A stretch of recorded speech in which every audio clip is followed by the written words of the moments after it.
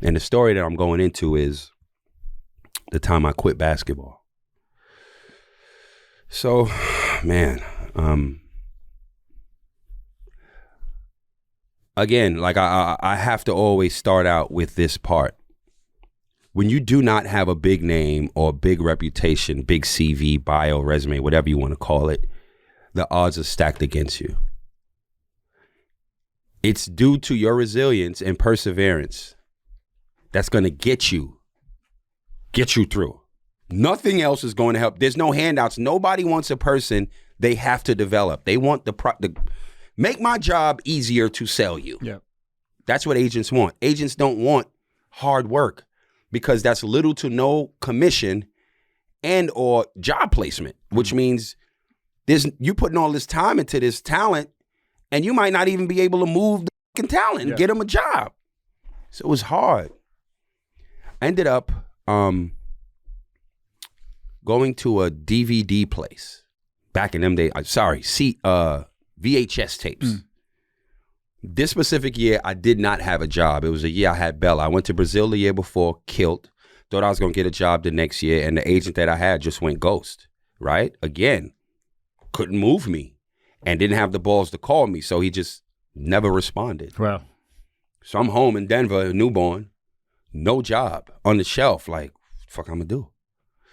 Ended up getting...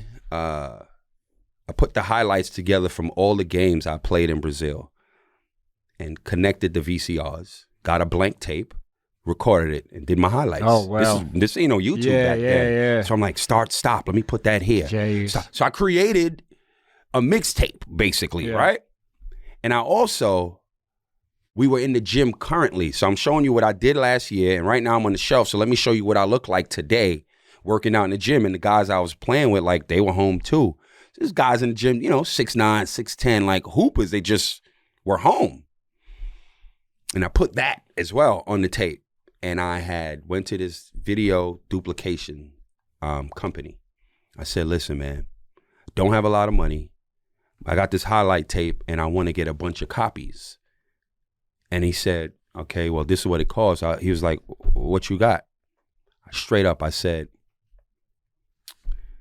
well, I got a plug on tickets to go to NBA Nuggets games. I can give you some seats. He was like, I understand, like, I told him my story. He's like, yo, I understand you trying to make it. I got you. Just bless me with some tickets. I was like, bet. So we bartered, right? Yeah. That's the barter system. That's the barter system, yeah. He put the tape in.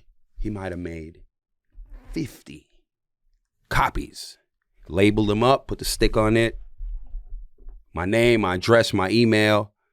And the other plug that I had was a guy that worked in the mailroom of one of the biggest law firms in the world in New York. You know what he gave me? He gave me the FedEx code. I went online to a big basketball website, FIBA.com, FIBA basketball. Yep. And there was a link. I don't know if it's there now. There was a link on the page that said agents page. So it's the whole, basically like who represents who, basically, like a directory thing. There you go, like a directory. Yeah. So what does Corey do? Corey looks at all the dope players that I was rating for each team, what they average and their numbers that play my position, and what I did. Who's their agent? What guards do that agency represents? Damn, they got good guards. They got good jobs. Let me get this agent's address. I was shipping those tapes out all over the world. Listen, I'm telling you what I had to do. Yeah. I shipped them shits out all over the world. Lucky I had the FedEx code too, and it was going like 3 days. Yeah. Bang, bang, bang. And I'm like, yo, let me just sit back and see. Somebody gonna like this. Yeah. It's like my elevator pitch. It's like a artist. It's the artist that's selling music. At the trunk. Straight up, like on 42nd, yo, please listen to my music. Yeah. I'm slinging. Let's see who rock with me. My man Larry Cubis, God bless the dead, hit me back. He was a brother from New Jersey. He died, but he believed in me. And he was like, yo, man, like, let me hear your story. And he understood again. He understood street ball because he's from the East Coast. A lot of people don't understand that. Different a lot culture. of people think that shit is N1. That's why I hated N1 till this day. That's a whole nother story. But We spoke, we rapped. He was like, look, here's what I'll do.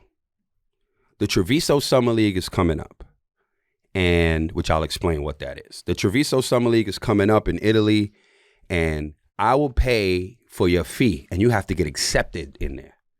And I'll put you up in a hotel there. I'll get room and board, I got you, and the fee. You got to get there. I was like, bet.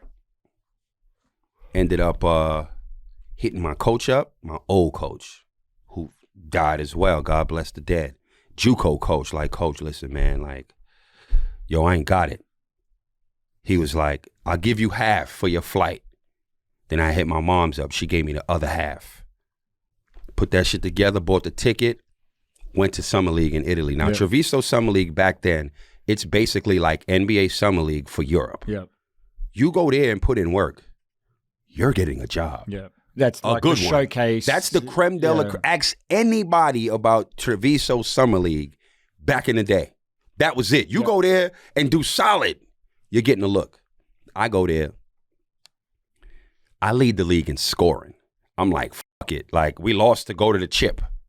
No, we lost in the chip of Treviso. I went there and went to work again. When you know, in the position that I was in, you got to go there and eat because nobody's checking for you. You got to stand out. You got to stand out.